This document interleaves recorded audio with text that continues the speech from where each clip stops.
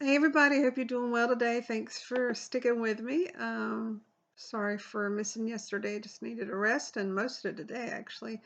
Just took a lot of quiet time, sleep time, even a lot of naps. My body just doesn't take as much go go go as it did.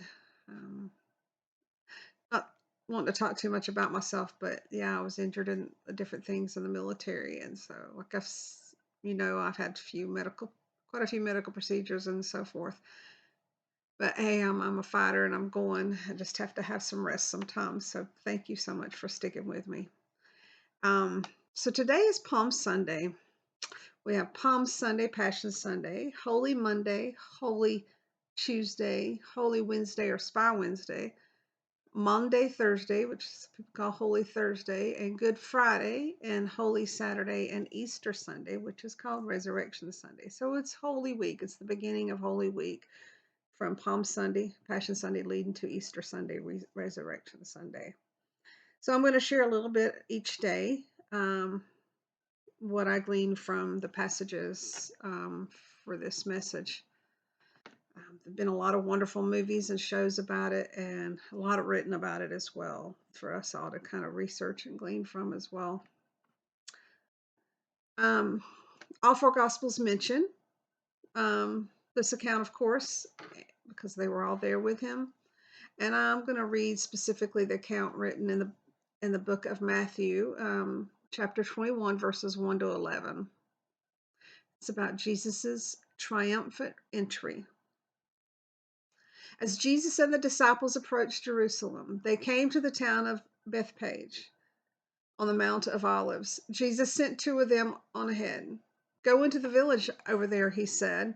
As soon as you enter it, you will see a donkey tied there with its colt beside it. You untie them and bring them to me. If anyone asks you what you are doing, just say, the Lord needs them, and he will immediately let you take them. This took place to fulfill a prophecy that said, tell the people of Jerusalem, look, your king is coming to you. He is humble, riding on a donkey's colt. The two disciples did as Jesus commanded. They brought the donkey and the colt to him and threw the garments over the colt, and he sat on it. Most of the crowd spread their garments on the road ahead of him, and others cut branches from the trees and spread them on the road.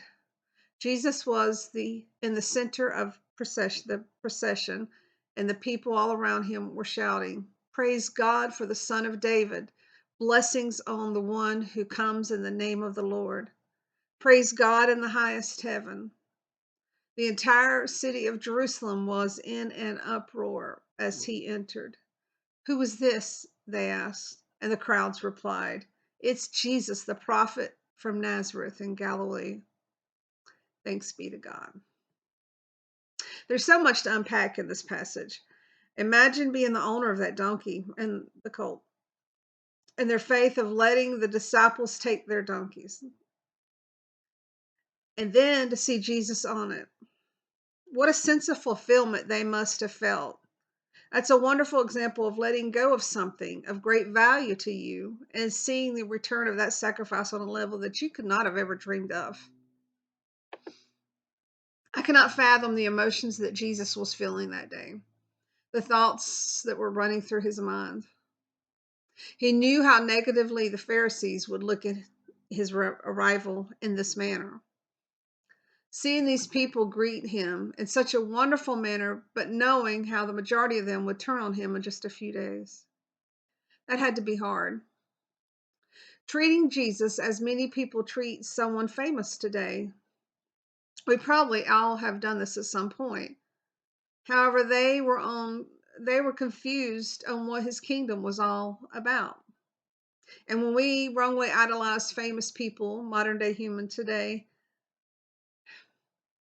while not truly understanding what they're all about, nor how idolizing these modern day humans is actually also damaging to those that are doing the idolizing, how it's damaging to us. It's not fulfilling. It's not the correct We shouldn't idolize any modern day man. They did have the reference from the Old Testament, which foretold their Messiah was entering this way. In Zechariah chapter 9, verse 9, we read, Rejoice greatly, O daughter of Zion. Shout aloud, O daughter of Jerusalem. Behold, your king is coming to you.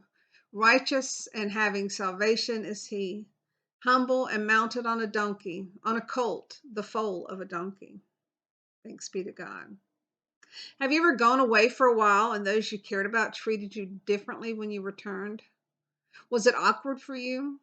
Did they have expectations of you when you came back, which you were not sure if you could meet?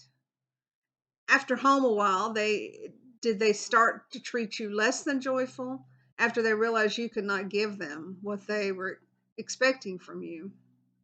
Or were you as those in the crowd, waving palm trees and days later throwing negativity around? They expected Jesus to have a kingdom on earth. They did not understand the truth. Then they were not happy with him and easily turned against him when they realized he did not fit the picture that they had in their minds.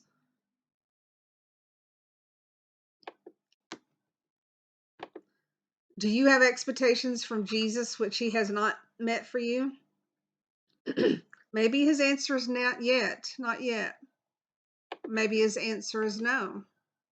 Maybe his answer has something, he is a way of saying he has something better for you.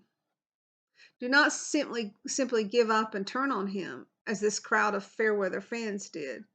Know that there is a reason for all of his actions and his inactions. Stay faithful to him, reading his word and asking for his guidance. Stick with him. He will not let you down if you just keep him at the center of your life. Stick with him and he will stick with you. From palm trees to mocking, do not let this be how we treat Jesus. Do not go from a fan to a mocker of Jesus. I purchased this carton of eggs a few years back, which goes through the whole story of Easter. I know it was probably meant for a Sunday school, but I was leading a Bible study or a Sunday morning chaplain as a volunteer at a rest home, and I just thought this was just too precious not to purchase and go through. I'm going to open one or a few each day because there's 12 of them, so it'll be more some days than others.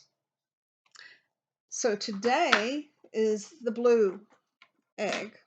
They each have something inside of them. And if you can tell by what I read, probably what is in it. This is the donkey, symbolizing what Jesus wrote on. The little booklet that goes with the eggs makes this statement. I just think it's a fun, interesting way to look at it. In Jesus's day, most people walked everywhere. Sometimes kings rode on donkeys or horses when they entered a city. The people would stop what they were doing and watch as the king rode by. On the day that Jesus rode into their city, the people were thrilled to see him. They believed that he was their new king who had come to save them and to fill their lives with joy. The people showed their happiness by spreading tree branches and coats on the road. This was also their way of showing honor to Jesus, much like we may use a red carpet today. And that's kind of along the lines of what I was saying about idolizing modern day humans and not knowing the full picture, that they didn't know the full picture before. I just think it's really interesting and precious, and I hope you got something out of this today, and I look forward to continue this week. Thanks again for bearing with me last couple of days. Take care. God bless. Bye-bye.